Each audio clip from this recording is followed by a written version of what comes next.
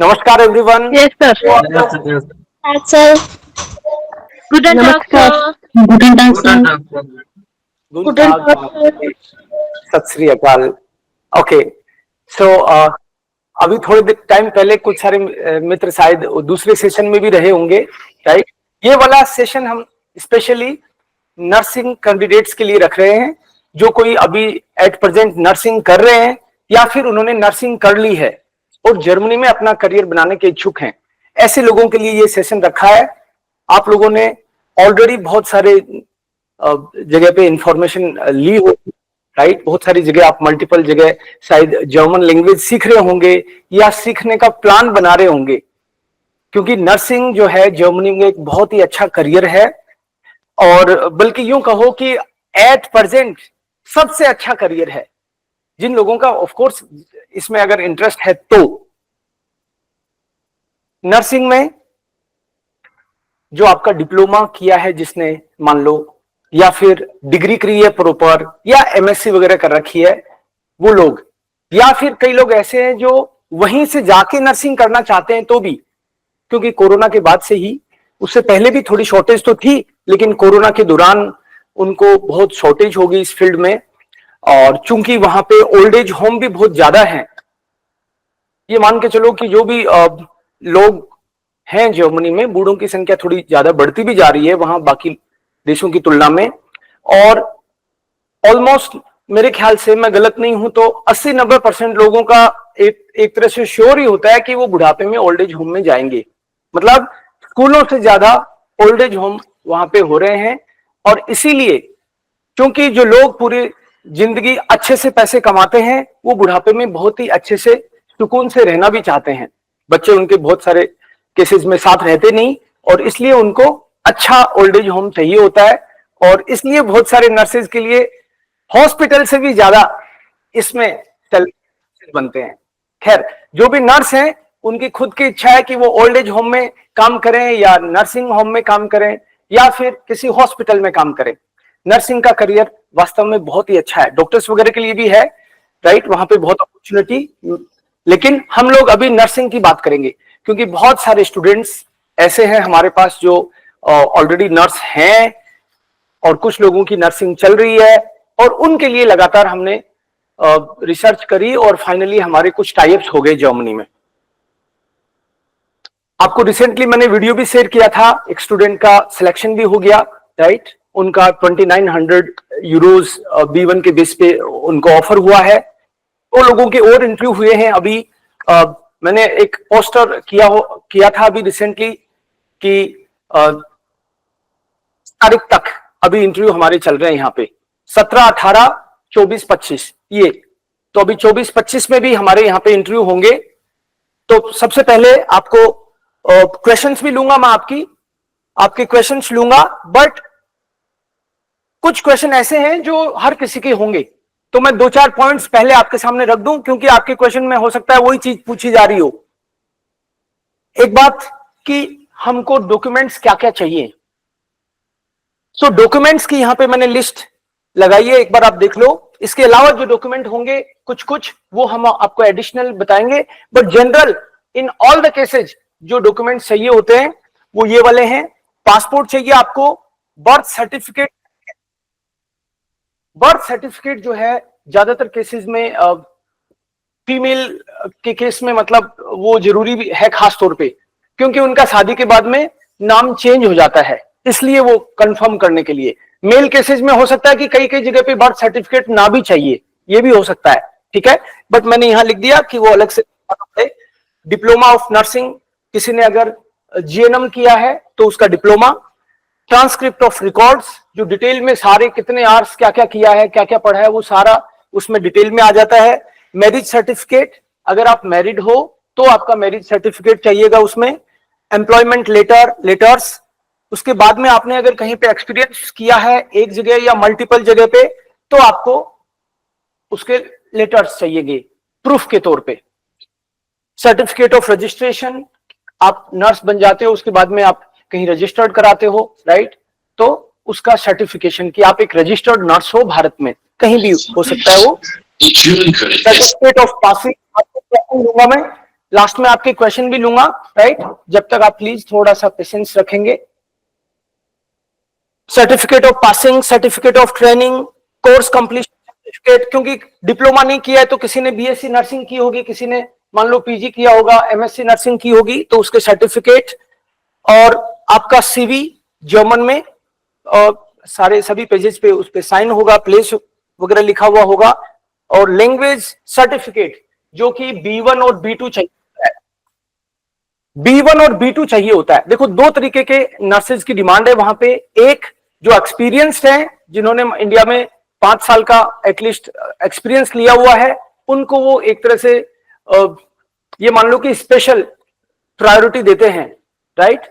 उनको of course पैसा भी ज्यादा मिलता है क्योंकि उन्होंने अच्छा एक्सपीरियंस ले लिया, उनको पेशेंट्स को हैंडल करने का अनुभव है, उस बात का उनको इनाम है, तो उनको ज्यादा मिलता है। 4000 प्लस मिल रहा होता है, बहुत सारे केसेस में उनको 3500 प्लस मिल रहा होता है, राइट? और जिन्होंने बहुत एक्सपीरियंस नहीं लिया है, मान लो एकदम फ्रेशर हैं या 1-2 साल से लेके और कुछ, वो वेरी भी करता है कि मान लो कि 2 साल से ज्यादा एक्सपीरियंस है तो उसको कितना बेनिफिट मिल सकता है। बट जो स्पेशल केसेस 5 से ऊपर वालों को स्पेशल स्टेटस के तौर पे वो लेते हैं खास तौर पे, और 5 से नीचे वालों को वो नॉर्मल उसमें ले लेते हैं। जिनके पास बिल्कुल एक्सपीरियंस नहीं है, ऐसे लोगों की भी वहां पे डिमांड है। तो नर्सिंग जिसने भी कर रखी है, चाहे डिप्लोमा चाहे डिग्री, उन सब का जर्मनी में स्वागत है और उनकी खूब डिमांड है। अब लैंग्वेज B1 चाहिए कि B2 चाहिए? लैंग्वेज देखो, इस फील्ड में आप इंडिपेंडेंट वहां पे अगर रजिस्टर्ड नर्स इन जर्मनी काम करना चाहते हो तो डेफिनेटली आपको B2 चाहिए। सैलरी उसकी ज्यादा रहती है जनरली। और अगर आप चाहते हो कि मेरे को एक बार जल्दी से जल्दी जर्मनी जाना है तो B1 के बेस पे भी आप जा सकते हो, बट उस केस में आपको असिस्टेंट नर्स के तौर पे काम करना होता है। हाउस बिल्डिंग की हम हालांकि आप अभी बात नहीं करेंगे इस सेशन में। जो लोग नर्सिंग जर्मनी में करना चाहते हैं उनके लिए फिर हाउस बिल्डिंग के प्रोग्राम्स हैं। मतलब यहां पे कोई डिप्लोमा वगैरह नहीं करके, जीएनएम वगैरह यहां नहीं करके वो वहां कर सकते हैं। 12th बेस पे वो उधर जाके और वहीं पे पढ़ाई कर सकते हैं, ताकि इस दौरान वो तैयार होंगे तो वहां के जॉब मार्केट में आसानी से और इजीली वो इन्वॉल्व हो सकते हैं, आसानी से वहां पे जॉब मिल सकती है। तो जीएनएम, बीएससी, एमएससी, इनमें से कोई एक आपके पास डिग्री या डिप्लोमा हो, B1 या B2 हो, तो हम लोग आपके लिए यहां पे इंडियन नर्सेज के लिए, क्योंकि कई कई मेरे पास calls actually out of India से आते हैं, तो अभी हमने इंडियन नर्सेज के लिए काम करना शुरू किया है। एक एक करके मैं आपके सवाल भी लूंगा। वैकेंसी एक्चुअली इतनी रहती है जर्मनी में, आपने भी सुना होगा कि खास तौर पे इस फील्ड में नर्सिंग की खूब सारी वैकेंसी है। तो आपने मान लो कि जर्मनी का मैप देखा और पूरे मैप में आपने कहीं भी हाथ लगाया वहां पे भी आपको जॉब मिल सकती है, अगर आप B2 हो और आपके पास एक्सपीरियंस है तो। मतलब जर्मनी में जगह जगह पे ओल्ड एज होम है, सबसे इजी जो जॉब मिलती है वो ओल्ड एज होम में मिलती है, राइट? तो मान लो आप अगर ओपन है तो आप ये समझ लो कि जर्मनी के मैप पे कहीं भी हाथ लगाओगे वहां पे आपको जॉब मिलने की पूरी संभावना है। हमारे भी जो टाइप है वो इस तरह से है। कुछ कुछ एम्प्लॉयर ऐसे हैं जो इतने ज्यादा पूरे जर्मनी में, जैसे मान लो किसी के 150 सेंटर हैं, तो 150 सेंटर हैं जर्मनी में, तो आप हर एक स्टेट में उनके मल्टीपल सेंटर्स हैं, तो आपको वो चॉइस भी दे सकते हैं, राइट? आपको ये जरूर बताना पड़ेगा कि इसमें क्यों जाना चाहते हो, थोड़ा जस्टिफाई करोगे तो शायद और बेटर लगेगा उनको। बाकी पूरे जर्मनी में अवेलेबल है। अगर B2 प्लस एक्सपीरियंस है तो आप अपनी मर्जी से डिसाइड कर सकते हो जगह भी। अगर B1 है तो आपको एक्चुअली अप्लाई करना पड़ता है, उसके बाद में आप इंटरव्यू के बाद में किसी केस में आप डिसाइड कर सकते हो, किसी केस में आप डिसाइड नहीं कर सकते, दोनों सी बातें हैं। लेकिन B1 के बेस पे आप जाना चाहते हो तो आप अपनी लैंग्वेज को बहुत अच्छे लेवल की रखनी है, क्योंकि इंटरव्यू जो है वो ऑफ कोर्स जर्मन में रहने वाला है सभी केसेस में। किसी किसी हॉस्पिटल या ओल्ड एज होम में ऐसा भी है कि वो इंटरव्यू इंग्लिश में भी ले लेते हैं, राइट? तो आपको अपनी इंग्लिश को भी ठीक ठीक करना है अगर नहीं है तो। और नहीं तो मान लो कोई ऐसा पर्सन है कि भाई मेरी तो इंग्लिश अच्छी नहीं है बिल्कुल भी, तो जर्मन पे इतना फोकस करें कि मान लो B2 स्थिति में रहें। B1 वालों का भी होगा, ऐसा नहीं है, लेकिन अगर मान लो कि किसी किसी केस में वो इंग्लिश में मांगते हैं तो भी आपको उसके लिए राइट। सो आपको एक प्लेस के हिसाब से मैंने बताया कि कहां कहां जा सकते हैं, नॉर्थ साउथ कहीं भी आप जा सकते हैं। इसकी क्वालिफिकेशन आपको मैंने बता दिया, क्या क्या डॉक्यूमेंट्स हैं, और टाइम कितना लगता है इसमें। टाइम इसमें 3 से लेके 6 महीने का एवरेज टाइम लग जाता है। 3 महीने तो नॉर्मली लगेगा ही लगेगा आपका, ये मान के चलो आप। सारे डॉक्यूमेंट्स एकदम रेडी हैं, सारे सर्टिफिकेट हैं, तो भी आपको 2-3 महीने मिनिमम टाइम लगेगा ही लगेगा, क्योंकि जो भी डॉक्यूमेंट्स हम आपसे लेंगे, हम आपसे डॉक्यूमेंट जो लेंगे वो कोई भी ओरिजिनल डॉक्यूमेंट नहीं लेंगे।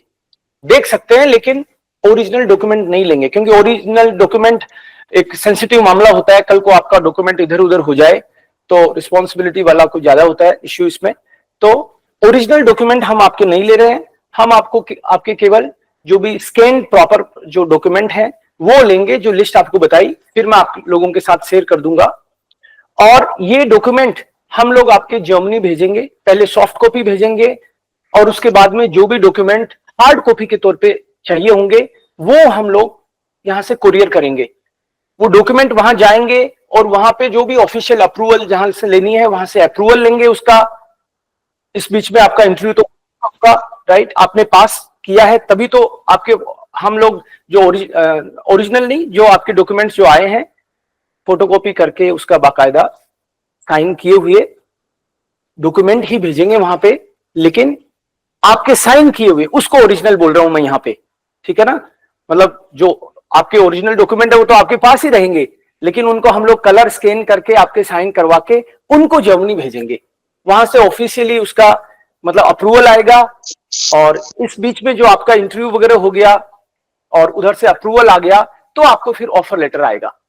ऑफर लेटर में आपको बाकायदा लिखा हुआ रहेगा कितने आपको पैसे मिलने वाले हैं। जनरली जर्मनी में जो B1 किया है किसी ने भी, 2500 यूरो से लेके 3000 यूरो नॉर्मल एक सैलरी रहती है B1 के बेस पे। और जिनके पास B2 है, अच्छा एक्सपीरियंस है, उनकी फिर सैलरी आप ये मान के चलो 4000 के आसपास स्टार्ट होती है और 4500 तक वो हो सकती है शुरुआत में। 5 साल के एक्सपीरियंस वालों की 4500 तक सैलरी जा सकती है। ये एक सैलरी का हो गया हिसाब किताब। इसके अलावा जैसे मान लो कि आपके डॉक्यूमेंट्स वहां पे भेज दिए, अप्रूवल भी आ गया, ऑफर लेटर भी आ गया, जनरली ये लोग एक कॉन्ट्रैक्ट साइन कर रहे होते हैं। कॉन्ट्रैक्ट साइन इस चीज का कि इस बंदे पे हम लोग पैसा खर्च कर रहे हैं। वो पैसा खर्च कर रहे हैं इसलिए क्योंकि आपके जनरली इसमें पैसे नहीं लगते। आपने अगर जर्मन सीखी है, हमारे जो भी टाइप हुए हैं वहां पे सब जगह ये भी टाइप हुआ है कि जो स्टूडेंट हमारे पास जर्मन सीखेगा, हमको जर्मन सीखने के पैसा दे रहा है, वो पैसे हम लोग वापस उस स्टूडेंट को लौटाएंगे जब वो वहां चले जाएंगे with in a month, right. Joining के बाद में विद इन ए मंथ हम लोग जो जर्मन सिखाने के पैसे लेते हैं वो भी आपको रिटर्न करेंगे। मान लो कोई स्टूडेंट ऐसा है जो हमारे पास लैंग्वेज नहीं सीखी लेकिन हमारे थ्रू जर्मनी जाना चाहते हैं, ऐसे लोगों का हमने ये सोचा है कि उनसे 50,000 रुपीज हम लोग लेंगे अभी सिक्योरिटी के तौर पे। सिक्योरिटी के तौर पे 50,000 लेंगे, क्योंकि कोई ये बैकआउट नहीं करे, क्योंकि बड़ी कंपनी के साथ मान लो आपका टाइप है और फिर कोई स्टूडेंट सारा प्रोसेस कराए, उनके भी खर्चा लगता है उसमें सारी चीजों में, और फिर कोई नहीं जाए तो हमारी भी इमेज खराब हो सकती है। इसलिए जो 50,000 है वो सिक्योरिटी के तौर पे हम लेते हैं। जैसे ही आप वहां पहुंचोगे विद इन ए मंथ आपको वो रिटर्न किया जाएगा, सैलरी के साथ ही आपके साथ आपको वो मिलने वाला है वापस। आपका खर्चा कितना कहां लगेगा, आपका लैंग्वेज सीखने का एक बार लगेगा जो कि बाद में वापस मिलने वाला है, राइट, हमारे थ्रू करते हो तो। दूसरा, आपका खर्चा फ्लाइट का जो होता है जनरली उधर से ही आएगा। आपका इंटरव्यू जब होता है, आपका जो भी वीजा वगैरह की फीस लगती है, आपकी लैंग्वेज का वापस आने वाला है, वीजा की फीस और आपका फ्लाइट का जो टिकट वगैरह है वो उधर से ही आता है। आपका इंटरव्यू लेते हैं तो मल्टीपल लोग होते हैं, कई बार वहां पे इंटरव्यू ले रहे होते हैं, कभी कभी आपके इंटरव्यू 2 हो सकते हैं, ठीक है, 2 राउंड इंटरव्यू हो सकते हैं आपके। सबसे पहले स्क्रीनिंग तो मैं कर ही लूंगा, मुझे विश्वास हो जाएगा कि आपकी लैंग्वेज अच्छी है सर्टिफिकेट के बाद। तो उससे पहले हम लोग ट्रेनिंग के सेशन चलाते हैं ताकि B1 में जो स्टूडेंट आ गया उसकी ट्रेनिंग शुरू हो जाए। तो वहां जब इंटरव्यू हो गए, 2 राउंड ऑफ इंटरव्यू हो सकते हैं उसमें। फिर जब उन्होंने ये देख लिया कि ये बंदा ठीक ठाक है, लेकिन उनको थोड़ा मान लो ऐसे थोड़ा डाउट हो कि ये पर्सन श्योर नहीं लग रहा कि जर्मनी आएगा क्या, तो उस केस में वो ये कह सकते हैं कि आप अपने टिकट बुक करके आ जाइए, और जैसे ही आप वहां पहुंचोगे आपकी फॉर्मेलिटीज के साथ में वो भी जो भी पैसा लगा है आपका टिकट का या वीजा का वो वापस मिलेगा। बट इन मोस्ट केसेज वो आपके पास पहले ही टिकट भेज देंगे, ठीक है। और मान लो आप चले गए, एक बार आपका लग गया वहां पैसा, तो हम लोग ये इंश्योर करेंगे कि आपको टिकट का, वीजा का, कुछ भी अगर आपका कुछ भी XYZ खर्चा हुआ है, वो आपका ट्रांसलेशन का भी खर्चा हो सकता है, राइट, जनरली वो हम ही कराएंगे। लेकिन किसी केस में मान लो कोई डॉक्यूमेंट ट्रांसलेशन का कुछ भी आपका XYZ खर्चा लगा है, वो आपका रिटर्न होगा। रिटर्न क्या नहीं होगा वो चीज बता दूं मैं आपको। रिटर्न हमने ये डिसाइड किया है कि जर्मन लैंग्वेज सीखने के बाद में जो आप एग्जाम देते हो वो चीज हम लोग रिटर्न नहीं करेंगे, ठीक है, क्योंकि हमारा इसके बारे में भी डिस्कशन हुआ था। उन्होंने बोला कि अगर मान लो कि वो रिटर्न करने लग जाएं तो सीरियस हुए बिना ही एग्जाम दे दे के फेल हो के आएंगे, और वो बहुत पैसे लगा देंगे, काफी खर्चा लगता है एग्जाम का। तो एग्जाम जो आप देते हो गोएथे टेल्क वगैरह, वो एग्जाम का पैसा नहीं मिलेगा, बाकी सारी चीज आपको रिफंड होने वाली है। ये इसमें पूरा सिस्टम है। एक एक करके आप लोगों के क्वेश्चंस लूंगा मैं। हम लोग जब स्टूडेंट यहां पे रजिस्टर करता है तो कुछ कुछ स्टूडेंट्स को हमने जैसे मान लो कि अलग अलग कैटेगरीज में उनको ले लेते हैं कि कौन एक्सपीरियंस वाला है, कौन सा बिना एक्सपीरियंस का है, राइट, कौन हाउस बिल्डिंग में जाने वाला है, कौन सा वहां पे डायरेक्ट प्लेसमेंट में जाने वाला है नर्सिंग में। उनका अकॉर्डिंगली हमने प्लान किया है कि जो लोग एक्सपीरियंस नहीं है उनके B1 में आने के बाद में उनकी ट्रेनिंग अलग स्टार्ट होगी, जो एक्सपीरियंस्ड है उनकी अलग ट्रेनिंग स्टार्ट होगी, ताकि during the B1 course B1 उनका क्लियर होता है, उसके साथ साथ में हम लोग उनको थोड़ी सी ट्रेनिंग दे पाए किस तरह के क्वेश्चंस जनरली पूछे जाते हैं। आमतौर पे जो क्वेश्चन पूछे जाते हैं वो लैंग्वेज के टेस्ट हो रहा होता है, लेकिन आपके सब्जेक्ट से रिलेटेड भी क्वेश्चन पूछे जा सकते हैं। आपको मान के चलना चाहिए कि पूछे जाएंगे, क्योंकि आपने एक्सपीरियंस लिया तो आपको उस बारे में पता ही होगा कि क्या काम करते हो आप, किस तरह से क्या है। जनरल वो बहुत डीपली नहीं होता, लेकिन आपको जनरल अवेयरनेस तो वैसे होती है। तो हम लोग उसके लिए आपको थोड़ा तैयार करेंगे, थोड़े चीजें आप रेगुलरली साथ साथ में करते चले जाओगे। आप लोगों के जो क्वेश्चन होंगे आप एक एक करके अपना हैंड रेज कर सकते हो और मैं उसमें आपकी कुछ मदद करूंगा। यस प्लीज, पहला question Shilpa. Sir, I would like to know about that. Is German language is that tough, or we can learn it? Like how many durations are it will take Required. to learn the German? Okay. B2. B2 level. Generally, for B2, around 1 year is required, generally, right? Because B2 means A1, you will start with A1. Just a moment. First of all, you will start with A1, then there will be A2, then B1, then B2.1, B2.2, right? So जो A1 है, मैं A1.1 plus A1.2 इन दोनों को मिला के A1 बोल रहा हूं। कई लोग इस तरह से कराते हैं कि A1.1 और A1.2 इन दोनों को मिला के मैं A1 बोल रहा हूं, ऐसे ही इन दोनों को मिला के A2 बोल रहा हूं, B1, B2 ऐसे करके, और फिर आपका C1 आता है। तो B2 का मतलब है these 5 courses A1 to B2 you need around 1 year, जिसमें आपको डिटेल से ग्रामर, वोकैब और इंटरनेशनल एग्जाम की प्रिपरेशन वो सारे इंक्लूडेड है। मान लो कुछ लोग ऐसे हैं जो फुल फ्लेज्ड जर्मन सीखना चाहते हैं, उनके लिए स्पेशल कोर्स बनाया जा सकता है, ठीक है।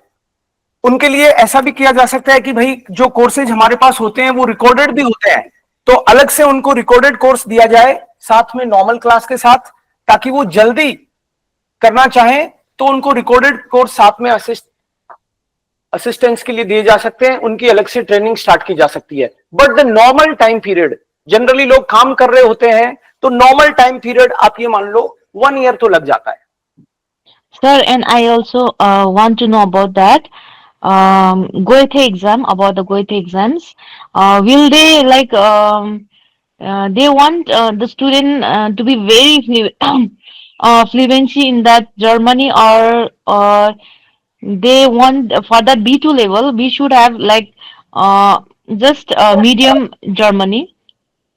Okay, actually, there are levels. A1 means A1, A2, these two are the basic courses. Okay, you may call them survival German, right? So survival German means you can purchase things there, you can talk to people, right? General talks, you want to book your ticket. Okay, so in day-to-day life, you can survive in Germany. But the next two courses, B1 and B2, they are called professional courses, right? So because if you clear your B1, it means you can deal with German people. In all the MNCs or anywhere, if there is a German language related job, generally they will ask at least B1, because with B1 only you can communicate with German speakers. Since you are in a field which is very sensitive, it's right about life and death, so you have to understand patient properly. So that is why this course is needed. Because अगर आप समझ नहीं पाओगे patient क्या कह रहा है, तो आ करके तो काम चलेगा नहीं. बिकॉज उनको मतलब बहुत पैसे खर्च कर रहे हैं वो लोग आप पे, तो वो चाहते हैं कि आप उनकी बात को प्रॉपर समझो. The matter is sensitive, that is why they need B2 level. Even if with B1 you can work there, but then they will be promoting you. They will ask you to do B2 as soon as possible, and then definitely it is also in your favor. At the level of B1, your salary is between 2,500 to 3,000 euro, right? But when you are B2, definitely it is much more. So it is also in your favor, and German language is not a very tough language. Maybe you have already seen our videos, right? In German Speakers Club, we have also provided a lot of stuff. So you can see there, the language is not that much tough. कई लोग क्या है कि बिना करे ही पहले से डर रहे होते हैं, या फिर किसी को फेल होते देखा तो डर जाते हैं. So it is not that much tough. But if you want to work in Germany, maybe in any field, or you want to study in Germany, for communication, language is very, very important. Actually, it is crucial. And sir, one question more. Please. Will it be able to work will it be able to work with the child over there in that Germany? With your child? Yeah. Of course. For that you have to, when you are a nurse, right, you have to plan that. They will definitely support. After means once you are selected, they will also means you have to get secure job, right? आपकी job के बाद में probation period मान लो जो भी है, अगर आप उसको क्लियर करते हो, then they are going to support you. For means your spouse can also go and they will help you in that. They also know that if child is there, somebody has to be there to take care of the child. So for your child, you have to find out some place and someone who can, because at the time when you are at work, somebody should be there. So जब तक आपका probation period खत्म नहीं होगा, तब तक तो आपको चाइल्ड और स्पाउस को ले जाने का कोई मतलब नहीं है. एक्चुअली आपको इंश्योर करना पड़े पीछे से कोई उसकी देखभाल करे जब तक, और उसके बाद में स्पाउस को वहां ले जाने में भी आपकी पूरी हेल्प की जाएगी.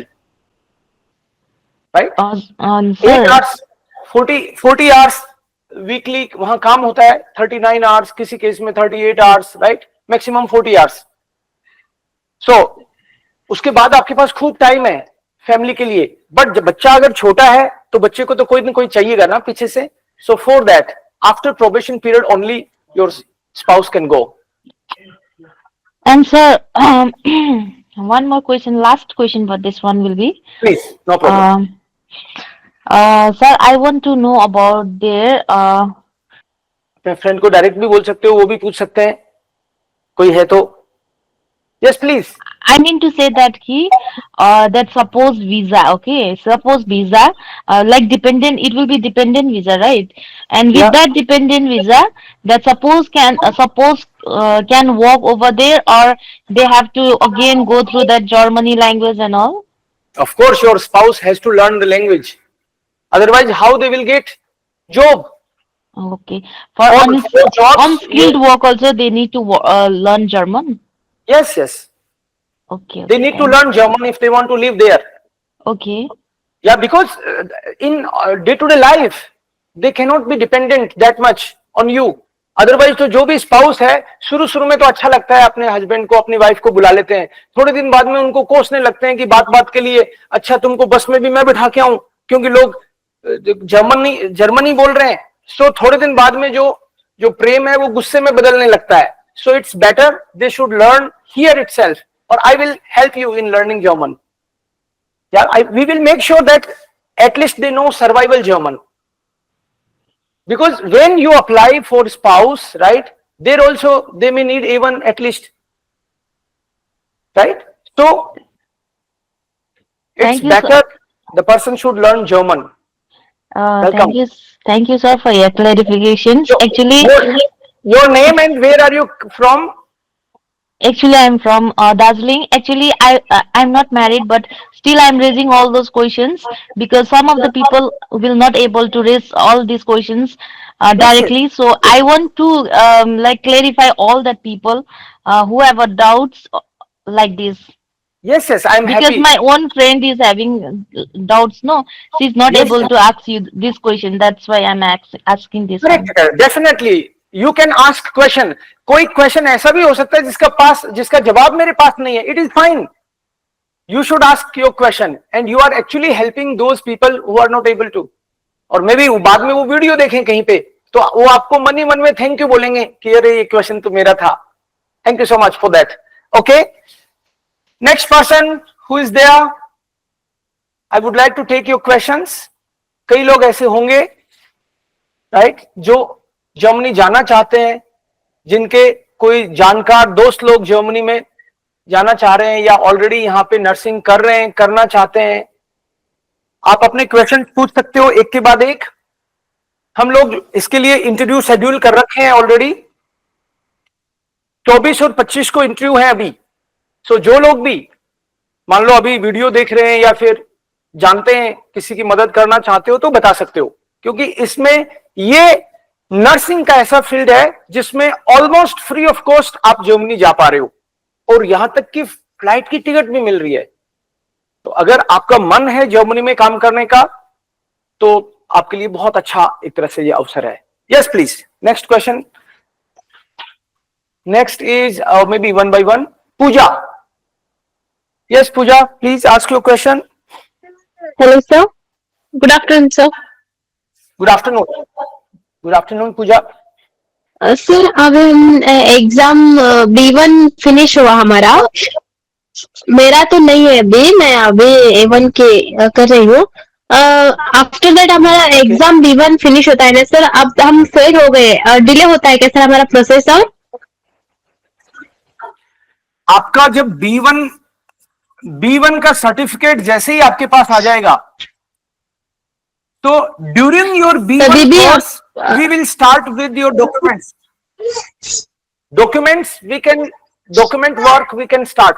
एक्चुअली जब आप A1 में होते हो तब भी हम लोग कर सकते हैं, बट वो जर्नी बहुत दूर तक की है. मान लो A1 वाले का करें, वो हमको पूछने लग जाएगा सर मेरा काम क्या हुआ, right. Without B1 we can not process, right.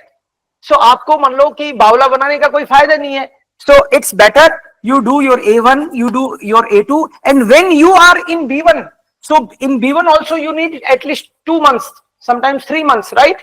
So 2 to 3 months you need in B1. So during B1 you need 3 months or 2 months at least, right? So we will start the document process, because जब तक आप भी confident हो जाते हो कि yes I can learn German. A1 वाला कभी कभी इतना सोच के नहीं पाता.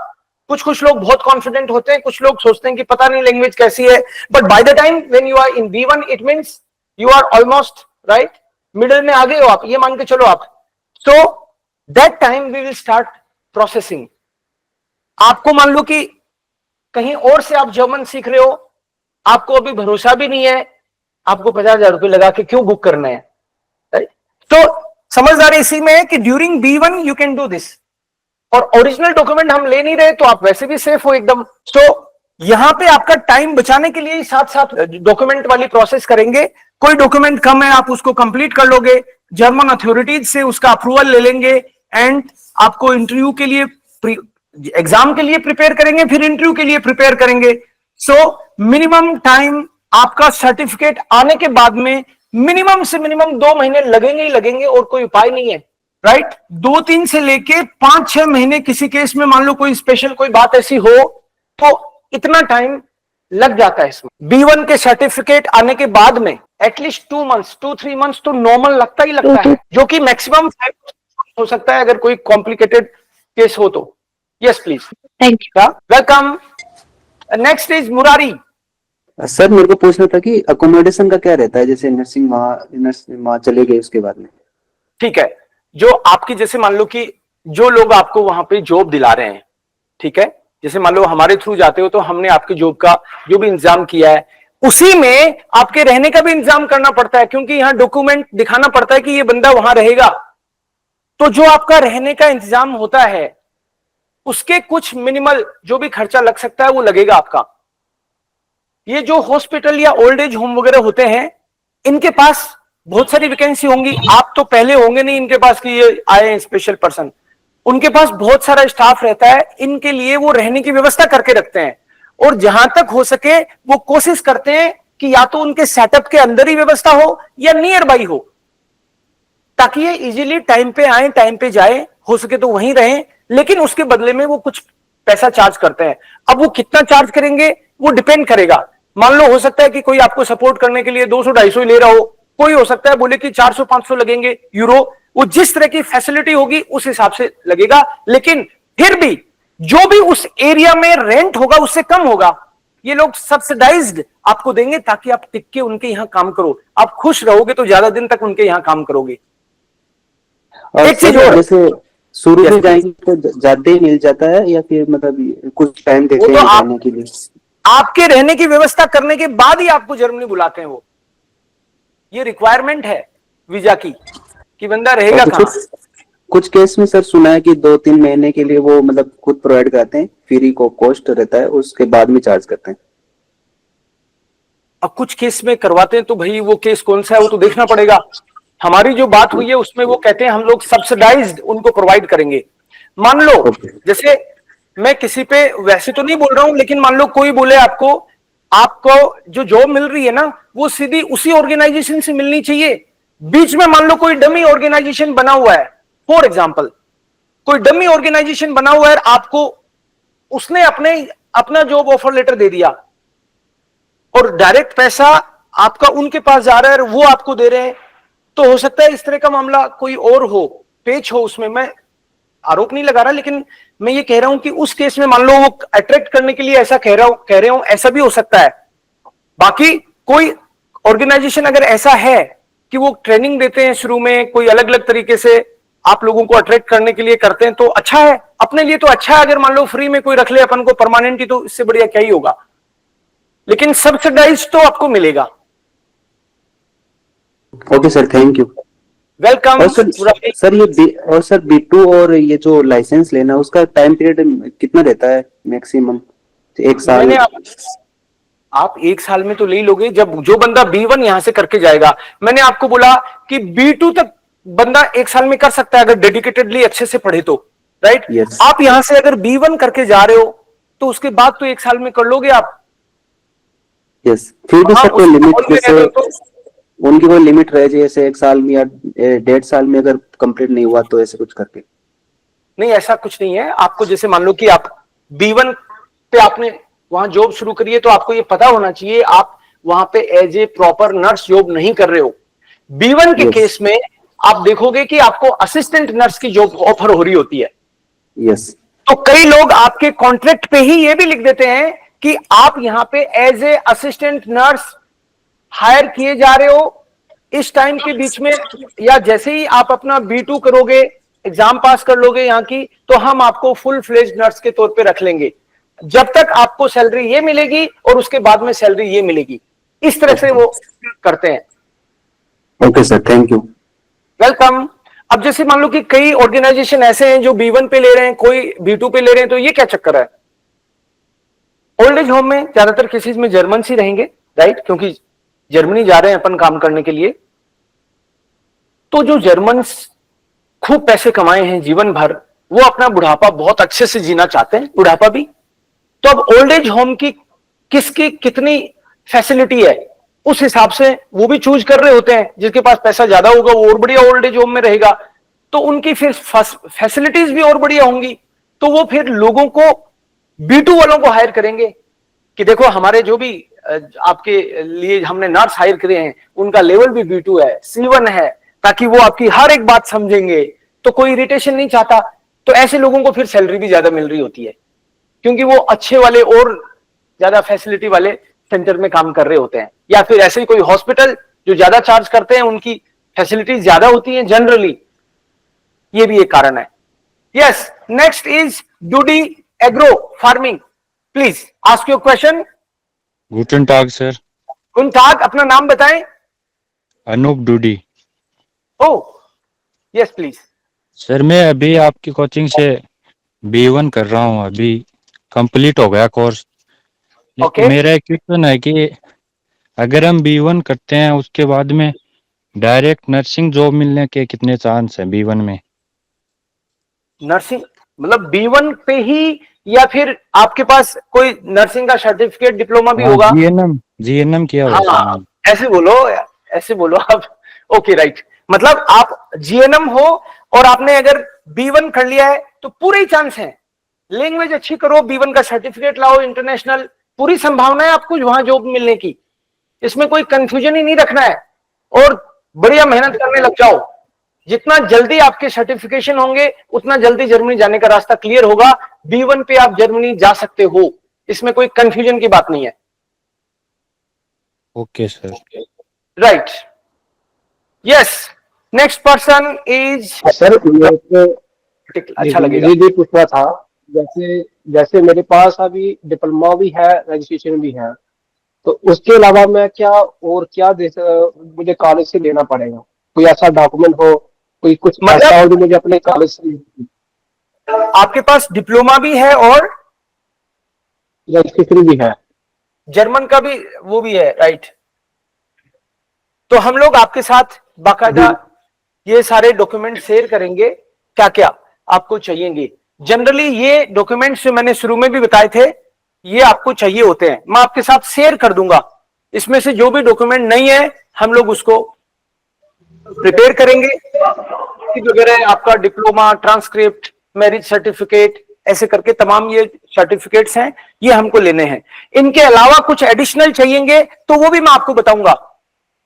कभी कभी क्या होता है कि जैसे मान लो कोई ऑर्गेनाइजेशन है, वहां पे फॉर एग्जांपल कोई ओल्ड एज होम है या हॉस्पिटल है, राइट, हॉस्पिटल है या ओल्ड एज होम है, तो ये लोग सीधे हायर करने के बजाय अपना ही वहां पे एक रिक्रूटमेंट एजेंसी बना लेते हैं और एक हायर करने वाली बॉडी हो जाते हैं।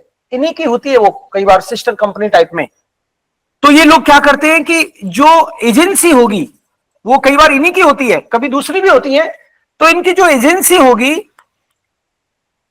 वो आपसे कुछ एक आध डॉक्यूमेंट और लेगी, राइट, कि एक तरह से आपसे साइन कराएंगे कुछ डॉक्यूमेंट्स पे कि हम आपके डॉक्यूमेंट्स पे काम करने के लिए अथोराइज्ड हैं, आप हमको ये फॉल मार्क्स मतलब हमको परमिशन दीजिए, ठीक है। उस तरह के कुछ डॉक्यूमेंट्स इसके अलावा और हो सकते हैं, वो मैं आपको समझा दूंगा, आपके साथ शेयर करूंगा।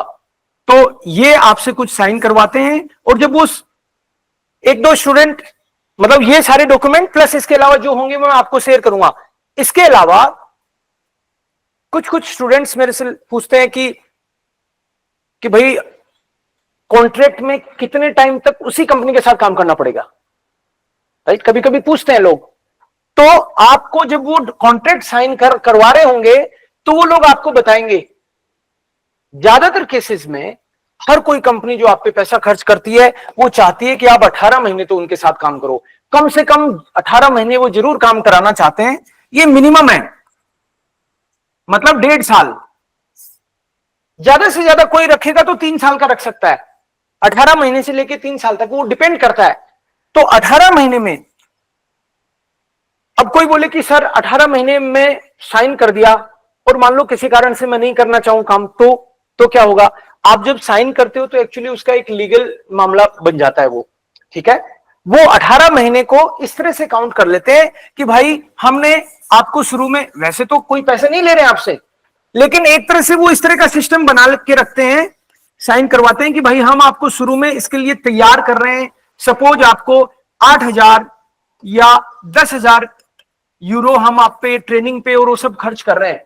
तो आपने मान लो 18 में से मान लो आपने 9 महीने काम किया, कायदे से तो आपने 18 करना चाहिए, क्यों आपने डॉक्यूमेंट साइन किया है। सपोज आपने आधे टाइम में काम किया, तो वो कहते हैं कि ये एक तरह से आप पे लोन है कि भाई हमने आपको ट्रेन किया, आपके लिए कुछ फैसिलिटी दी यहां पे, राइट, उसकी ट्रेनिंग भी देते हैं वो। तो वो ये कह देते हैं कि हमने आप पे सपोज फॉर एग्जांपल 4,000, 5,000, 10,000 जो भी XYZ हमने आप पे खर्च किया, तो आप अगर आधे टाइम में रुकते हो तो इसकी ये आधी, जैसे मान लो 4K हो गया, 4,000 यूरो, ये आपको डिपॉजिट करा के जाना है। या फिर अगली कंपनी जहां पे आप जा रहे हो उसको बोलो कि मेरा ये पे करवा के मेरे को छुटा के लाओ, राइट, एक तरह से लोकल भाषा में बोले तो आपको कायदे से इतना टाइम काम करना चाहिए। फिर भी मजबूरी में या कोई जरूरी या कोई और आप लालच में आ गए सपोज, तो फिर आप वहां पे करके जाते हो। तो इसको मतलब बर्डन की तरह नहीं लेना है, बल्कि इसलिए कि आपने प्रॉमिस किया है तो उसके बदले में ये तो बनता है भाई। लीगल मामला ऐसे नहीं है कि रे मैं तो नहीं आ रहा कल से, ऐसे नहीं होता, right. Okay, next person Mahesh Chaudhary. Raj, आपको अगर जाना है तो पहले पूछो आप क्वेश्चन, कोई दिक्कत नहीं है, अगर अर्जेंसी है तो। हाँ जैसा सर मैं ये पूछना चाहती थी कि जो भी मेडिकल से रिलेटेड जो जर्मन होती है वो हमको इधर से सीख कर जानी पड़ेगी या फिर उसके लिए हमको उधर ट्रेनिंग दी जाएगी? देखो, सीख के तो जानी पड़ेगी वाली बात नहीं है, आपको वो काम आएगी। Yes sir. इंटरव्यू उस बात पे डिपेंड नहीं करता कि आपको मेडिकल टर्मिनोलॉजी आती है कि नहीं आती है, बट वो आपके लिए अच्छा है। अगर आप इधर से साथ साथ थोड़े थोड़े वर्ड सीखोगे, दिन के 10-5 वर्ड भी सीखोगे, तो कुछ दिनों में आपको लगेगा कि बहुत सारी वोकैब आपकी हो गई है। तो आपको अगर वो नहीं आती तो वहां जाएंगे तो आपको थोड़ी दिक्कत आ रही होगी, तो आपको वो सिखाएंगे या आपको सीखनी तो होगी, राइट। जो भी आपके टूल्स काम में आते हैं, जो भी डे टू डे लाइफ में, मान लो दवाइयां बांटनी है तो आपको आना चाहिए कि भाई टैबलेटिन या मेडिसिन, फर्ब्राइशन या ऐसे कुछ वर्ड्स तो आने चाहिए आपको, क्योंकि जब वो बोलेंगे कि टेबलेट बांट दो इनको, तो आपको तो समझ ही नहीं आया तो दिक्कत आने वाली है ना। इसलिए वो इंटरव्यू में भी आपसे पूछ रहे होते हैं कि क्या जनरली काम होते हैं, राइट।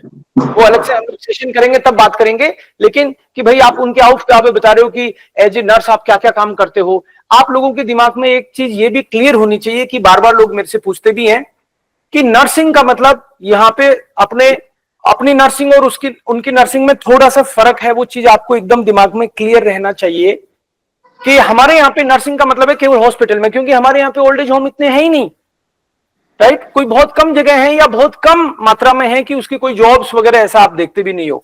हमारे यहाँ नर्स का मतलब है हॉस्पिटल में काम करना। वहां पे नर्स की जो लोग हाउस बिल्डिंग भी कर रहे होते हैं, तो नर्स के बाद जो भी आपका सर्टिफिकेट है उसके दौरान ट्रेनिंग में भी वो सब होता है, बट वहां पे नर्सिंग का मतलब है ओल्ड एज होम में भी काम है और हॉस्पिटल में भी है। तो जब मान लो आप ओल्ड एज होम में काम कर रहे हो सपोज, तो ओल्ड एज होम में आपको तमाम तरह की जो उनको फैसिलिटी देनी है या सहयोग करना है उनको। हर आदमी ओल्ड एज होम में ऐसा तो होगा नहीं हट्टा खट्टा, जिसको ओल्ड एज होम में ही आना है तो इसका मतलब है वो जरूर एसक्त हुआ है किसी न किसी लेवल पे। That is why the person is there in old age home. तो उनको असिस्टेंस चाहिए, तो असिस्टेंस कितना चाहिए वो डिपेंड करता है कि कोई बंदा ऐसा है कि आ तो गया लेकिन अब सारे काम खुद ही कर लेता है, स्टिल तो हो सकता है उसको कम जरूरत पड़ेगी। कोई बंदा एकदम बेड रिडन भी हो सकता है कि भाई उसको तो बस वहां पे ही अब लास्ट स्टेज ही आ गई हो, ये भी हो सकता है, तो उसको बहुत सपोर्ट की जरूरत पड़ेगी। आपको नहलाना धुलाना वगैरह भी सारा उसमें आता है ना, सारे तमाम तरह की जो हम लोगों को जरूरत पड़ती है ओल्ड लोगों को, वो उनको भी जरूरत पड़ेगी। और हॉस्पिटल में भी आप जाओगे तो वहां पे भी सारी जो एक काम होते हैं अपन को वो सब उसके लिए ओपन रहना है, ठीक है। ये आपको क्लियर दिमाग में रखना है। सर ये सारा प्रोसेस बेआइंस के बाद ही स्टार्ट होगा? बेआइंस के दौरान आपका प्रोसेस स्टार्ट हो जाएगा डॉक्यूमेंटेशन के लेवल पे। आप अपने मान लो कि अपने डॉक्यूमेंट्स भेज सकते हो आप, और ट्रेनिंग में आना शुरू कर सकते हो। हमने यहाँ पे ट्रेनिंग्स चालू कर रखी हैं तो आप B1 अभी कर रहे हो तो उन लोगों के लिए हमने अलग से बना रखा है ग्रुप, वो उसमें आ सकते हैं। B1 जिसने कर लिया है उनका अलग बना रखा है। तो आपके सर मैंने डॉक्यूमेंटेशन B1 कर लिया एग्जाम, अभी एग्जाम देना है, सब एग्जाम अप्लाई किया हुआ है, नेक्स्ट आपको मंथ एग्जाम है। तो आप मेरी एग्जाम प्रिपरेशन में तो आओ, चल रही है एग्जाम प्रिपरेशन अभी, टाइम मिले तो कोशिश करो आप, ओके सर।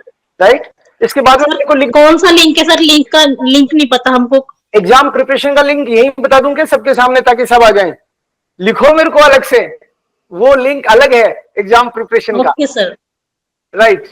वो नंबर जो दे रखा है इस पे आप लिख दो किसी पे भी कि मुझे एग्जाम प्रिपरेशन ज्वाइन करनी है, उसमें आपको ओके सर। बुलाता हूँ, सपोर्ट करता हूँ, और फिर हम B1 भी क्लियर करेंगे, जो ट्रेनिंग चल रही है वो भी करेंगे, और फिर साथ में सर टाइम इंटरव्यू की, जो इंटरव्यू होती है उसकी ट्रेनिंग भी आप लोग करवाओगे? बिल्कुल, ट्रेनिंग ऑलरेडी चल रही है। सर ट्रेनिंग वाला, ट्रेनिंग में ट्रेनिंग में हम लोग, ट्रेनिंग का टाइम हमने फिक्स कर रखा है शाम का 9:30 का, तो जो भी ग्रुप में आपको लूंगा उसके हिसाब से फिर शुरू हो जाएगी ट्रेनिंग। आप लिख दो मेरे को कि ट्रेनिंग वाले ग्रुप में भी ऐड करो, एग्जाम प्रिपरेशन वाले ट्रेनिंग में, ठीक है, ट्रेनिंग में आना है सर हमको। ट्रेनिंग में भी आना है बिल्कुल। और एग्जाम के दौरान भी क्या मैं आपको, मान लो आप एग्जाम के टाइम पे अवेलेबल नहीं हो तो कुछ मटेरियल भेजूं, आप B1 पास नहीं करेंगे तो आपको भेजूंगा कैसे मैं, ओके सर। राइट। सो इसलिए उसमें भी मदद लो थोड़ी बहुत। Okay Okay. Sir, yes, thank you sir. Welcome. काफी दिन से मैं सोच रहा था राज किधर गई, जर्मनी चली तो नहीं गई है बिना बताए, राइट, ठीक है। नहीं सर, आपके थ्रू ही जाएंगे हम। हाँ हाँ, नहीं मैं सोच रहा था, मैं तो क्या कांटेक्ट करता नहीं हूँ, कोई ये नहीं लगे किसी को कि पर्सनल सर तो पीछे पड़ दे। ओके, नहीं सर ये no problem. Okay sir. Mahesh, yeah welcome Mahesh. Hello. Hello नमस्ते सर, मैं पूछ रहा था ओके सर, और एक मैं ये पूछ रहा था जैसे सर डॉक्यूमेंट्स है ना हमारे, जो लैंग्वेज चेंज होगी, जो रजिस्ट्रेशन वहाँ का होगा, तो उसके बाद में अगर अपन वापस यहाँ इंडिया आना चाहे तो वापस कन्वर्ट हो जाता है वो?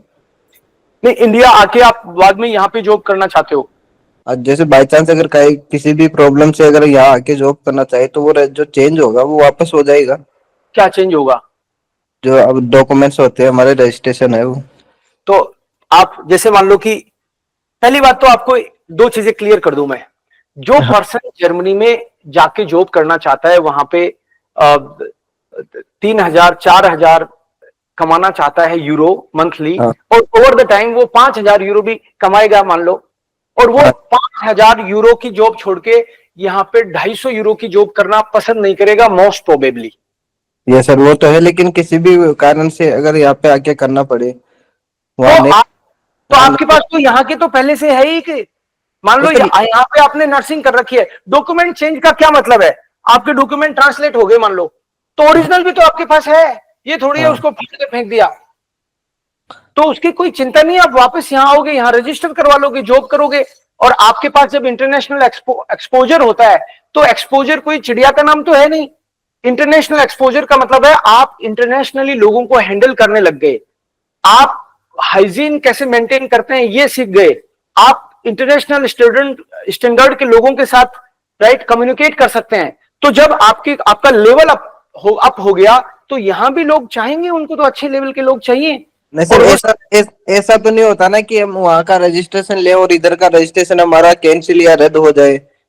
अरे रद्द तो तब होगा ना जब यहाँ पे आप रजिस्ट्रेशन रखोगे। मान लो यहाँ पे रजिस्ट्रेशन किया आपने, तो वो तो आपको हर साल या वापस से रजिस्टर करवाना पड़ता है ना, बिल्कुल रेन्यू करवाना पड़ता है सर। हाँ। करना पड़ता है। आप मान लो उधर काम कर रहे हो तो इधर आप करवाओगे ही नहीं, हाँ। और जब यहाँ पे वापस आओगे तो यहाँ पे रजिस्टर करवा लोगे। इसमें कोई वो वाली बात नहीं है, कॉम्प्लिकेशन की कोई बात नहीं है। बात इतनी सी है कि जब इतना काम किया आपने, इतना पैसा कमाया, तो यहाँ आके यहाँ के भी तो लोग ओल्ड एज होम की सुविधा चाहते हैं आजकल, उनके जी लिए सर। खोलो। यहाँ के लोग भी तो अच्छा हॉस्पिटल चाहते हैं, उनकी मदद करो और पैसे कमाओ।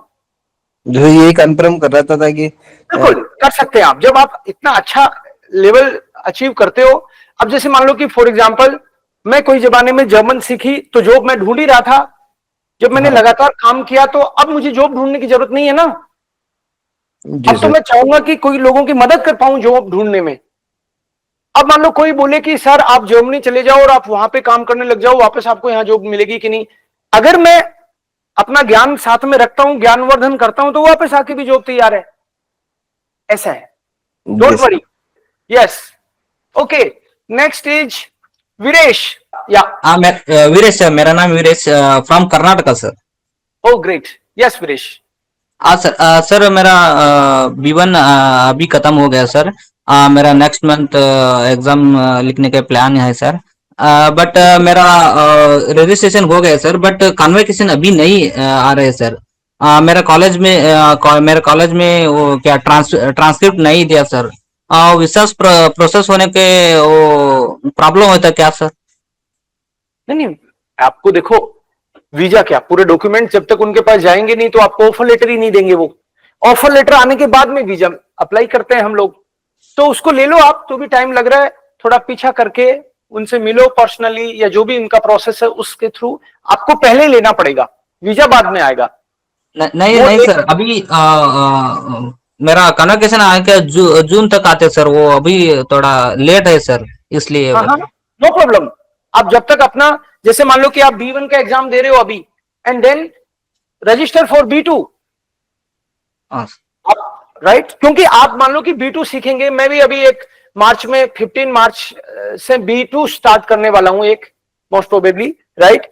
तो उसमें आपको मान लो कि मैं B2 में ले लूंगा, जब तक आपको B2 करवाएंगे, और जो भी आप फीस यहां दोगे वो तो आपको रिफंड होनी है फिर वापस।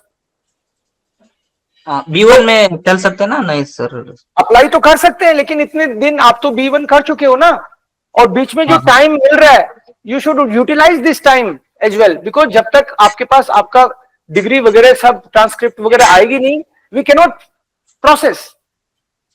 कोई भी नहीं कर पाएगा एक्चुअली। कोई ये कह भी देंगे तो आपसे मान लो रजिस्ट्रेशन जो भी है वो कर तो लेंगे, लेकिन आगे नहीं कर पाएंगे।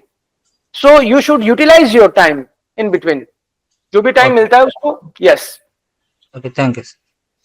Welcome, be in touch. Next is Tara. Yes Tara, please ask your question. Hello, good evening. Good evening, afternoon. Yes please. Sir मेरे 4 क्वेश्चन है। पहला क्वेश्चन मेरा यही है कि आपने कहा कि B1 के साथ साथ हम ट्रेनिंग की कोई क्लास ज्वाइन कर सकते हैं। करेक्ट। आपके ग्रुप के लिए मैंने अभी एक ग्रुप बना लिया है, उसमें 3-4 लोगों को मैंने ऑलरेडी ट्रेनिंग में ले लिया है। आप भी मेरे को लिखना कि मेरे को भी ट्रेनिंग ज्वाइन करनी है, मैं आपको भी ले लूंगा। Okay sir. और दूसरा है सर, जो एग्जाम की हमने प्रिपरेशन करनी है, हम गोयता की प्रिपरेशन करें या टेल्क की करें? टेल्क गए थे, मैं तो दोनों की करवा रहा हूं आपको। आप यस, आप तो गए थे कि करो, टेल्क की करो, दोनों ही करवा रहा हूं, तो दोनों ही करो ना। आपका, आपको जिसका एग्जाम देना है, हम दोनों पैटर्न करने वाले हैं, राइट? तो जिसको आपको कंफर्टेबल लगे वो वाला एग्जाम दो। और एक आपने कहा कि हमारा जो कॉन्ट्रैक्ट होगा वो 18 महीने से 3 महीने का होता है। 18 महीने से 3 साल का, वो डिपेंड करता है कौन सा एम्प्लॉयर क्या कह रहा है। तो मतलब अगर उसके बीच में हम लोग अपना B2 कर लेते हैं तो उसके बीच में हमारी सैलरी गेन होगी या वहीं स्टॉप रहेगी? वो तो कॉन्ट्रैक्ट पे लिखा हुआ आपको पहले ही मिल जाएगा कि आप B1 पे जा रहे हो, B2 होते ही आपकी सैलरी ये हम लोग कर देंगे। वो अपन को पहले ही पता रहेगा, इंटरव्यू के दौरान ही हम क्वेश्चन पूछेंगे ना बाकायदा। जी। और एक लास्ट क्वेश्चन और है सर, ये मेरे लिए तो बहुत इम्पोर्टेंट है। क्या कोई ऐसी हेल्थ कंडीशन है जो हमारे आगे वीजा में प्रॉब्लम करेगी? दोबारा से बोलो। Health condition? हेल्थ कंडीशन है कोई ऐसी कि जिसकी वजह से हमें आगे कोई प्रॉब्लम आएगी जाने में? नहीं, देखो आपको जनरली मतलब हेल्थ का इस तरह का कई कई कंट्रीज में होता है, पूरा हेल्थ चेकअप होता है, ऐसा तो यहाँ पे सिस्टम में भी है नहीं। ठीक है जी।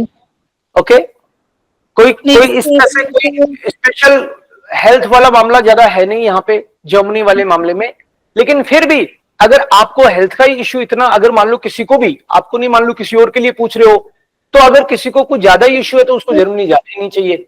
अगर मान लो कि वहां पे तो अकेले भी रहना पड़ता है, तो यहाँ पे जो अपन को पारिवारिक असिस्टेंस मिल रहा होता है वो वहां नहीं रहेगा।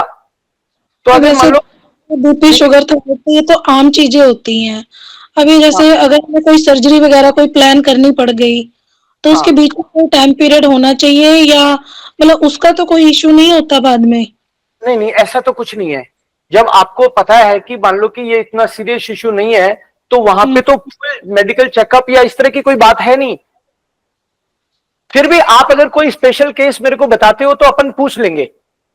बट मेरे को ना स्पाइन में थोड़ी सी प्रॉब्लम आ रही है, तो शायद हो सकता है आगे फ्यूचर में उसकी सर्जरी ना करवानी पड़ जाए। बस मैं इसलिए पूछना चाह रही हूँ, क्योंकि मैंने बहुत मेहनत की है यहाँ तक जाने में। ऐसा ना हो कि जब मेरा रिजल्ट का टाइम आए कोई ऐसी टर्म ऑफ कंडीशन ना आ जाए। नहीं देखो, आप तो इसका मामला सीधा सा ये है कि अपनी हेल्थ का अपन को पता रहता है। अब आपको पहले ही पता है तो आप इस बारे में अवेयर हो, थोड़ा उस चीज का ध्यान रखिए।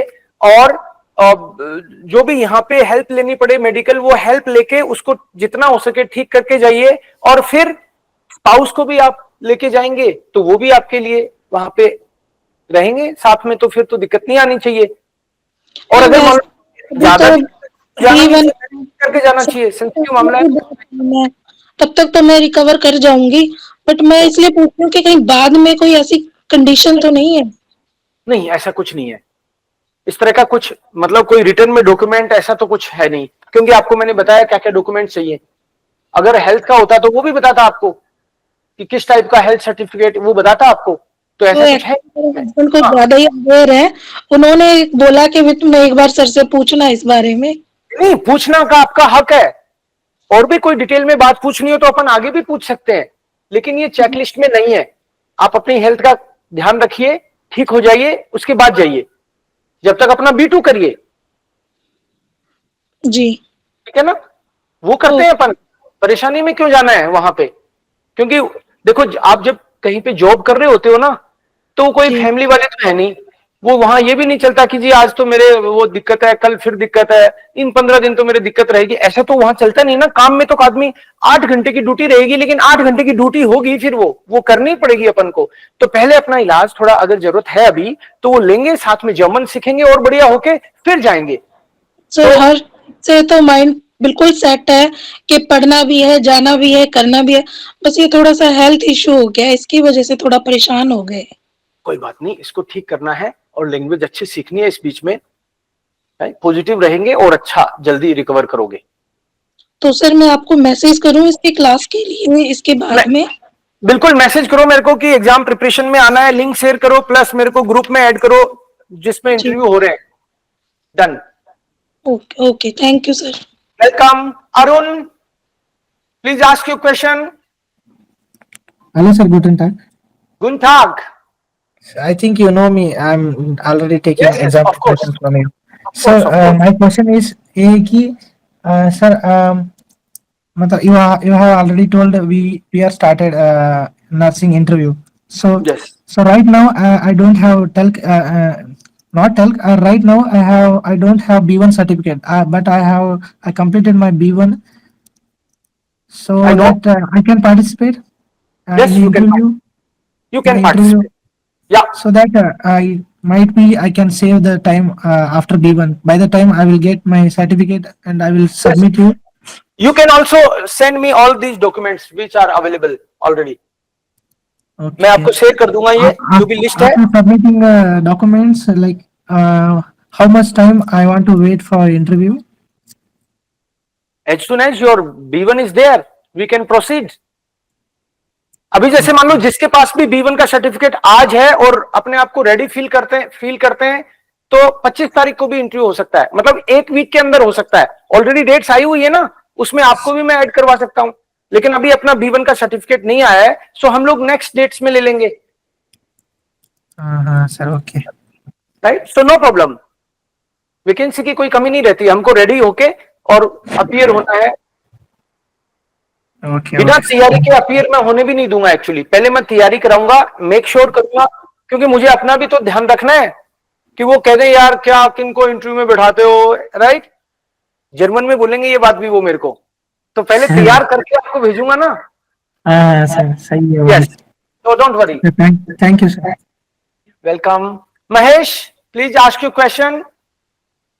हेलो, हाँ सर, पूछ रहा था सर, ये ट्रांसक्रिप्ट ऑफ रिकॉर्ड होता है, ये क्या होता है सर? ये डिटेल होती है। ट्रांसक्रिप्ट का मतलब है कि आपने क्या क्या पढ़ाई करी है, किस तरह के सेशंस थे, आवर्स कितने थे, कितने घंटे का प्रोग्राम था, कौन सी वाली ट्रेनिंग में आपने कितना टाइम दिया था, ये सारा डिटेल रिकॉर्ड होता है, अच्छा सर। जो आपकी कई जगह पे यूनिवर्सिटी देती है, कई जगह आपका कॉलेज ही देता है, वो डिपेंड करता है। आप पता करो आपके यहाँ, आप कहाँ से हो? मैं यहाँ जयपुर से हूँ सर। हाँ, तो कॉलेज ही देता होगा यहाँ मोस्टली, या कॉलेज ही दे रहे होते हैं आपके, तो वहां जाके आप उनको बोल दो, मिल जाएगा। Rakesh, hello Rakesh. Yes sir, good evening sir. Good evening sir, Rakesh Ahir बोलो, Gujarat. Where are you from? Gujarat. Yes yes, please ask your question. Sir, जैसे आपने अभी बताया था कि इंडिया का और जर्मनी का नर्सिंग टाइप बहुत अलग होता है वर्क का, जो आपने बताया कि ओल्ड एज होम का होता है, ठीक है, वो तो हमको मालूम पड़ गया।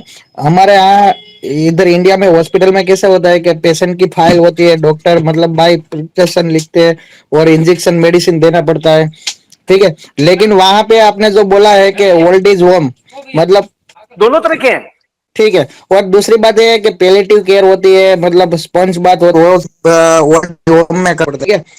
और दूसरी बात यह हाँ, है वॉशिंग बाथिंग कि हम आपके पास से जो भी स्टूडेंट है मतलब आपके पास से जो लैंग्वेज सीख रहा है, ठीक है, A1 करने के बाद उसको ऐसा कुछ मिलेगा सर मेडिकल फील्ड का, कि मेडिकल वर्ड्स मतलब आपके से मतलब मेडिकल जर्मन लेख का सीख सके, जो भी वहां पे यूज हो गए हमारे लिए। अभी हम लोग जो इंटरव्यू की प्रिपरेशन कर रहे हैं, वहां पे हमने कुछ प्लान बनाया है कि हमारी प्रिपरेशन के दौरान जो ग्रुप बना रहे हैं, उसमें कि रोजाना कुछ कुछ वर्ड्स डालने हैं।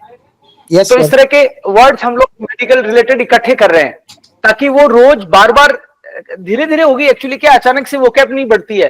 तो हमारी प्रिपरेशन के दौरान हम लोगों ने ये डिसाइड किया है कि डेली रूटीन, जैसे ही हम लोग मिलेंगे तो बीच बीच में मैं उनसे पूछता रहूंगा कि पिछले वाले याद किए कि नहीं, राइट। तो वो मेडिकल कुछ टर्म्स वर्ड्स याद हो जाए। ओके। A1 के दौरान उसकी जरूरत, जब आप B1 में आओ तब उस पर फोकस करोगे तो चलेगा। ओके, पहले अपन को बेसिक क्लियर करने हैं। danke schön। Paul, Preeti, good afternoon sir. Please. Sir ये पूछना था कि मतलब अभी हम हॉस्पिटल में ड्यूटी कर रहे हैं, तो अभी एक्सपीरियंस सर्टिफिकेट मिला नहीं है यहाँ से, तो एज अ फ्रेशर्स मतलब बाद में ज्वाइन कर सकते हैं या फिर मतलब एक्सपीरियंस नीडेड है? नहीं, एज ए फ्रेशर ज्वाइन कर सकते हैं। Thank you sir. Welcome welcome.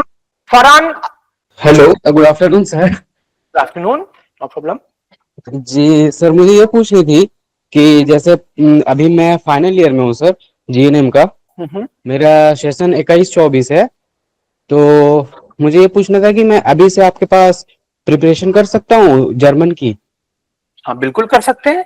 That is फिर- बेटर टाइम, क्योंकि जर्मन सीखने में भी टाइम लगता है, सो इट्स बेटर पैरेलल आप जर्मन सीखिए। जी सर जी, तो इसलिए मैंने सोचा कि अभी मेरे 8-9 महीने लगेंगे कंप्लीट होने में, इधर जर्मन भी और मेरी फाइनल ईयर भी कंप्लीट हो जाएगी।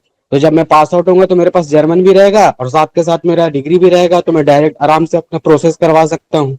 और 2-3 महीने का जो प्रोसेस का टाइम रहता है, तब तक मेरा रजिस्ट्रेशन भी आ जाएगा, तो मेरा 1 साल 1.5 साल डिग्री के बाद टाइम वेस्ट नहीं होगा। सर, मेरे पापा भी आपसे बात करना चाह रहे थे, तो उनका हॉलीडे वगैरह नहीं था, तो इसलिए थोड़ा अभी बिजी थे। तो आप प्लीज बता दो आप किस टाइम पे मतलब फ्री रहते हो जिससे आपसे बात कर लें पापा। कॉल करना चाहते हो तो 1 से 3 के बीच में करो। सैटरडे संडे को फ्लेक्सिबल रहता है थोड़ा सा, कोई दिक्कत नहीं है, आगे पीछे भी बात हो जाती है। बाकी वर्किंग डेज में मैं 1 से 3 के बीच में फॉर्म्स लेता हूँ। तो सर, इसका जो प्रोसेस है सर यही है ना सर, कि जर्मन का जो लैंग्वेज है वो B1 के मिनिमम चाहिए यहाँ, और उसके बाद प्रोसेस स्टार्ट हो जाती है। अदरवाइज अगर आप B2 करके जाओगे तो वहाँ पे B2 नहीं करना होता, नहीं जाओगे तो आपको वहाँ पे B2 के साथ आपका जो ट्रेनिंग का जो है वो लाइसेंस एग्जाम का प्रिपरेशन होगा। उसके बाद जब आपका जो अनरकुनु हो जाएगा, उसके बाद फिर आप वहाँ पे डायरेक्ट रजिस्टर्ड नर्स बन जाओगे। उससे पहले आप असिस्टेंट नर्स जाओगे। बिल्कुल सही समझे आप। तो सर यही है, तो फिलहाल सर यही क्वेश्चन था बस कि कब स्टार्ट हो रहा है। तो सर वहाँ पे ऐसे मैंने आप सुना है जेवी जितने भी मतलब मेरे 1-2 जानने वाले बोले कि आप बहुत डाउन टू अर्थ हैं, बहुत स्वीट हैं, जैसे कोटा फैक्ट्री में जैसे जीतू भैया होते हैं वैसे आप हैं, मतलब जो वहाँ के स्टूडेंट्स हैं उन्हें पूरा अच्छा से सपोर्ट करते हैं। और आप लोग करते हो तो बहुत बढ़िया बात है। कोशिश करूंगा कि मैं बना रहूं, अगर ऐसा हूं तो जरूर। हाँ सर, बहुत अच्छे हो सर आप, जहाँ तक मुझे पता है और जहाँ तक मैंने सुना है कि आप काफी हेल्प करते हो, जहाँ तक हो सके जितना हो सके बच्चों का। Yes, sir. Thank Even you. I have heard this sir one. तो वही मेरे पापा sir Neetu, I think the last question from Neetu. अब बोलो, अब बेटर है। Yes yes sir. सर मैं कह रही हूँ कि आपने प्रोसेस बताना था, मैंने लास्ट सेशन ज्वाइन किया था, तो आपने कहा था आप प्रोसेस बताओगे। सर मैंने सुना आपने कहा B1 B2 हम क्वालिफाई करना पड़ता है। सर उसके लिए हमें ऑनलाइन फॉर्म फिल करना पड़ेगा ना पहले, उसके चार्जेस क्या रहते हैं? देखो, और हमें क्या दो पता लगेगा कौन हमारे साथ फ्रॉड कर रहा है और कौन? ठीक है। देखो, बिल्कुल वो बहुत ही वाजिब क्वेश्चन है। पहली बात तो ये बताऊं कि पहला वाला जो सेशन था वो इससे रिलेटेड ही नहीं था, दो अलग अलग है। पहला वाला जो सेशन था वो हायर स्टडीज के लिए था। आप अगर हायर स्टडीज के लिए हैं तो वो अलग डिपार्टमेंट है, वो अलग, उसके लिए फॉर्म शेयर किया था आपके साथ, राइट। ये वाला जो है वो नर्सेज के लिए है, जो नर्सिंग जर्मनी में करना चाहते हैं, वो एक और मामला है अलग। ये जो डायरेक्ट नर्स हैं ऑलरेडी वो जर्मनी में काम करना चाहते हैं और उसके लिए बाकायदा आप पर्सनली मान लो और कोई क्वेश्चन हो तो आप इन नंबर्स पे कॉल भी कर सकते हैं। दूसरा, आपने और एक इंटरेस्टिंग क्वेश्चन पूछा कि भाई कैसे पता चलेगा कि फ्रॉड है कि नहीं, राइट, इनडायरेक्टली कि सर आप फ्रॉड तो नहीं हो, राइट। तो नहीं, वाजिब है क्वेश्चन। सर मैं आपसे नहीं बोल रही हूँ, मैं कह रही हूँ कि हमें क्या पता लगेगा, राइट। आप अच्छे हो इसलिए इस तरह से पूछ रहे हो, बल्कि कोई सीधा होता तो वो मैं बोल रहा हूं वैसे भी पूछ सकता था, राइट।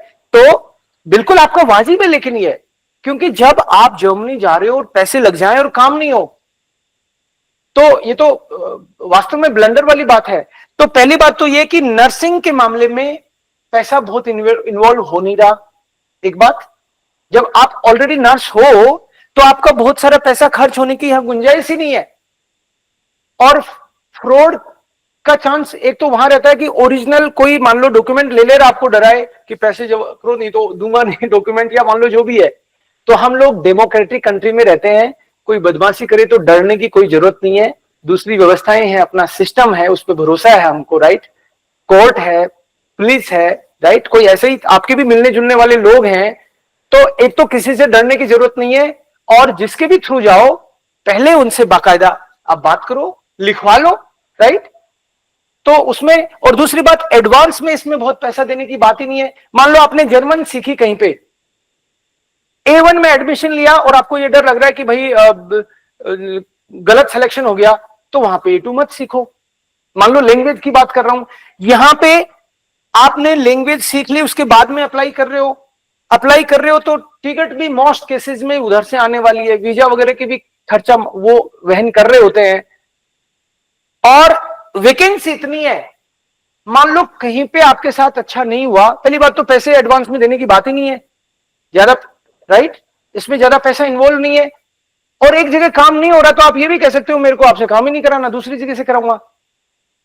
तो इसलिए, और दूसरी बात, किसी के भी पास आप अप्लाई करते हो उससे पहले 10 जगह, आप जिस फील्ड में होते हैं उससे आपकी एक दुनिया होती है। मान लो मैं हूं तो मेरे भी जानकार लोग हैं बहुत सारे, उनसे पूछूंगा कौन ठीक है, कौन काम कर रहा है, क्या कर रहा है, नहीं कर रहा है। तो ऐसे आपकी भी एक छोटी सी दुनिया होगी, एक छोटी सी दुनिया मेरी है। तो ऐसे हम अपने ग्रुप में, सर्किल में पूछेंगे, और कोई आपको रिकमेंड करता है, एक कोई और भी रिकमेंड करता है, तो आप क्रॉस चेक कर लेते हो। तो उस हिसाब से ही अपन को ट्रस्ट तो करना पड़ता है, फिर जो लोग बताते हैं उनके हिसाब से।